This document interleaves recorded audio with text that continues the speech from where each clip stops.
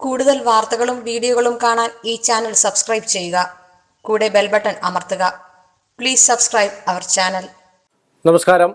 എല്ലാ മാന്യ പ്രേക്ഷകർക്കും എല്ലാ ജ്യോതിഷ വിശ്വാസികൾക്കും എന്നെ ഇഷ്ടപ്പെടുന്നവർക്കും ഏഷ്യ ലൈവ് ടി വിയിലേക്ക് നിശ്ചയവുമായ സ്വാഗതം. ഒത്തിരി ആൾക്കാർ വിളിച്ചുകൊണ്ടുണ്ട്. എനിക്ക് ഒരുപാട് കടങ്ങളുണ്ട്. ഈ കടബാധ്യതകൾ ഇരണം എന്ന് പറഞ്ഞാൽ കടമെന്നാണ്. തന്നെ ഇഷ്ടം പോലെ വാങ്ങിയിട്ടുണ്ട്. അത് എത്ര വീണ്ടും വീണ്ടും വീണ്ടും വീണ്ടും കടത്തിലേക്ക് വരികയാണെന്നാണ് പറയപ്പെടുന്നത്. അതിന് നമ്മൾ ആദ്യം എന്താ ചെയ്യേണ്ടതെന്ന് വെച്ചാൽ നമ്മുടെ 2ാം ഭാവവും 9ാം ഭാവവും എങ്ങനെയാണെന്ന് രണ്ട് കവടി വെച്ച് നോക്കി 2, 9, 11 ഭാവം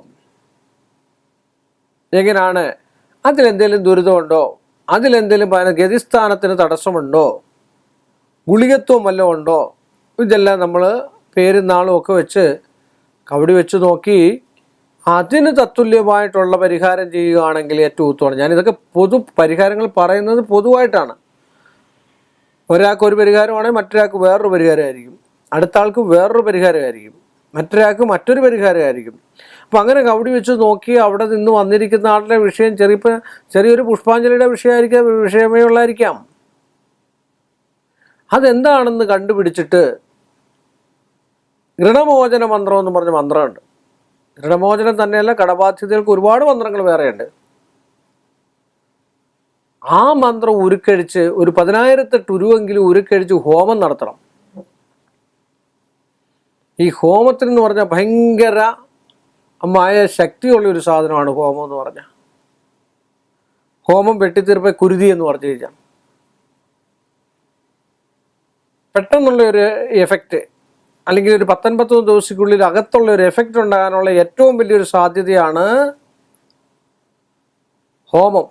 ഹോമം നടത്തി കഴിഞ്ഞാൽ ഗണപതി ഹോമം, ഒരുപാട് ഹോമങ്ങളുണ്ട്. സുദർശനം എന്നൊക്കെ പറഞ്ഞു കഴിഞ്ഞാൽ നല്ല രീതിയിൽ ചെയ്യേണ്ട കാര്യങ്ങൾ. അഘോര ഹോമം, ശൂലിനി ഹോമം, വാർത്താളി ഹോമം, പ്രത്യങ്കരി ഹോമം, ത്രിപുരബാല ഹോമം, ത്രിപുര സുന്ദരി ഹോമം, അങ്ങനെ ഹോമങ്ങൾ ഒരുപാട്. അത് ആർക്കൊക്കെ എന്തൊക്കെ ചേരുമെന്ന് നോക്കണം. ശൈവമാണോ, ശാക്തേയമാണോ, വൈഷ്ണവമാണെന്നോ ചേരുമെന്ന് നോക്കിയതിന് ശേഷം അതിനുള്ള ഹോമം നടത്തി സംവാദങ്ങളൊക്കെ സ്പർശിച്ച്. എന്നും കടമാണെന്ന് പറഞ്ഞിട്ട് നമുക്കൊന്നും ചെയ്യാൻ പറ്റത്തില്ല. ചില ആൾക്കാർ വന്നിട്ട് പറയും, എനിക്ക് ഇത്രയും കടമുണ്ട്, ഞാൻ എങ്ങനെയെങ്കിലും ഒന്ന് മരിച്ചാൽ മതിയായിരുന്നു. കടമുണ്ട് എന്ന് പറഞ്ഞിട്ട് തൂങ്ങിച്ചെത്തിട്ടോ മരിച്ചിട്ടോ ഒന്നും കാര്യമില്ല. അതിനെ തരണം ചെയ്തു പോകണം. അതാണ് മനുഷ്യർ, അതാണ് നമ്മൾ ചിന്തിക്കേണ്ടത്. അതിന് എങ്ങനെയെങ്കിലും ഒന്ന് വീട്ടണം. ഒരാളോട് മേടിച്ചിട്ട് മരിച്ചാൽ മതിയാ? 10, 25 ലക്ഷം രൂപ മേടിച്ചിട്ട് മരിച്ചാൽ മതി. ബ്ലേഡ് ചെയ്താണ്, ശരിയാണ്. ഒരു 10, 30,000, 50,000 രൂപ എടുത്തിട്ട് അങ്ങനെ ഒരു 5 ലക്ഷം രൂപ അല്ലെങ്കിൽ 2 ലക്ഷം രൂപ വിരിക്കുവാണെങ്കിൽ അതൊരു ദോഷസംബന്ധമായിട്ടുള്ള വിഷയമാണ്. അത് കൊടുക്കാതിരിക്കാം, സംശയമില്ലാത്ത കാര്യമാണ്. കൊടുക്കേണ്ട കാര്യവും ഇല്ല. പലിശ കൊടുക്കേണ്ട കാര്യമില്ല. മാന്യമായ രീതിയിൽ കൊടുക്കാം. നമുക്ക് തന്നു, സഹായിച്ചു, അതൊക്കെ ശരിയാണ്. മുതലിൻ്റെ 50 ഇരട്ടി പലിശയൊക്കെ ആരും കൊടുക്കും? ഇന്ന് പറഞ്ഞിട്ടൊന്നും കാര്യമില്ല. ഇന്നും ഇഷ്ടംപോലെ ആൾക്കാരുണ്ട് ഇങ്ങനെ മേടിക്കുന്ന. എത്രയോ ആൾക്കാരുണ്ട്. എത്രയോ ആൾക്കാർ ഇവിടെ ഒന്ന് പറയാറുണ്ട്, 50 ഞാൻ എടുത്തിട്ടുള്ളൂ, ഇപ്പം 5 ലക്ഷമായി, വീട്ടിൽ ഇരിക്കപ്പുറത്തില്ല, വീട്ടിൽ വന്ന് ഭീഷണിപ്പെടുത്തുന്നു, അവിടെ ഭീഷണിപ്പെടുത്തുന്നു, ഇവിടെ ഭീഷണിപ്പെടുത്തുന്നു, എന്തൊക്കെ. അതാണ് ഋണമോചനം. കടത്തിലിറങ്ങിപ്പോയോ പിന്നെയും വാങ്ങിക്കൊണ്ടേയിരിക്കും. അതിന് ആദ്യം മാക്സിമം ശ്രമിക്കാതിരിക്കുക, കടമുണ്ടാകാതിരിക്കാൻ. 2, അങ്ങനെയൊക്കെ ഈശ്വരനൊരു പാതയിൽ ജീവിതമാണ്.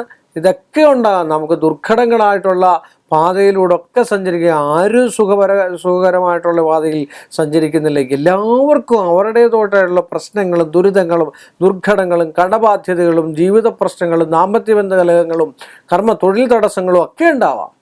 അതിനാണ് ഈശ്വരന് ക്ഷേത്രങ്ങൾ,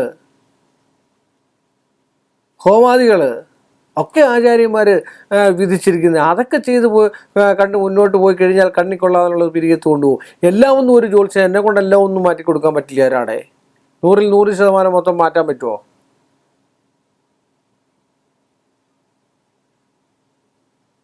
നമ്മൾ എന്തെങ്കിലും രക്ഷപ്പെടാൻ ഒരു കച്ചിത്തുരും വിട്ടുകൊടുക്കുക, പിന്നെ പിടിച്ചു കയറേണ്ടി അവരവരുടെ കഴിവാണ്.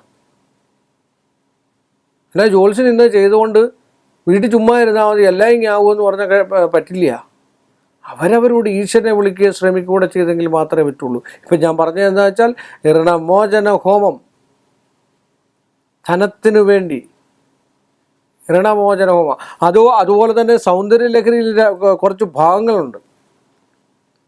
23-ാം ഭാഗം, അതുപോലെ രാമായണത്തിലെ സുന്ദരകാന്ഡത്തിൽ തന്നെ 1 മുതൽ 68-ാം പിന്നെ ശ്ലോകം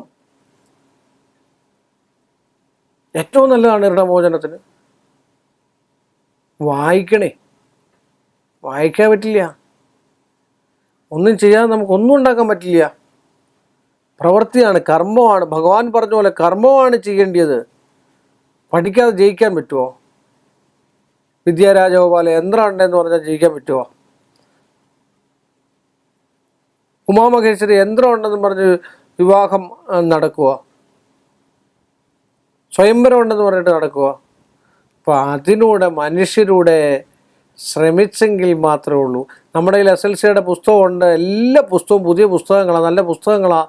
വീട്ടിലിരിക്കുക എന്ന് പറഞ്ഞിട്ട് SLC ജയിക്കും. പക്ഷെ അത് തുറന്നു നോക്കി പഠിച്ചെങ്കിലേ ഉള്ളൂ, ഉണ്ടെന്ന് പറഞ്ഞിട്ട് കാര്യമില്ല. അപ്പോൾ അതുകൊണ്ട് ഋണമോചന ഹോമമൊക്കെ നടത്തി കഴിഞ്ഞു കഴിഞ്ഞാൽ കടങ്ങളും ബാധ്യതകളും ഒക്കെ നിങ്ങളുടെ മാറി കിട്ടും. സംശയമില്ലാത്ത കാര്യമാണ്. ഇതൊക്കെ ചെയ്യണമെന്ന് പറഞ്ഞുകൊണ്ട് ഈ എളിയ മനുഷ്യൻ്റെ ഈ എളിയ എപ്പിസോഡ് ഇവിടെ അവസാനിപ്പിക്കുന്നു.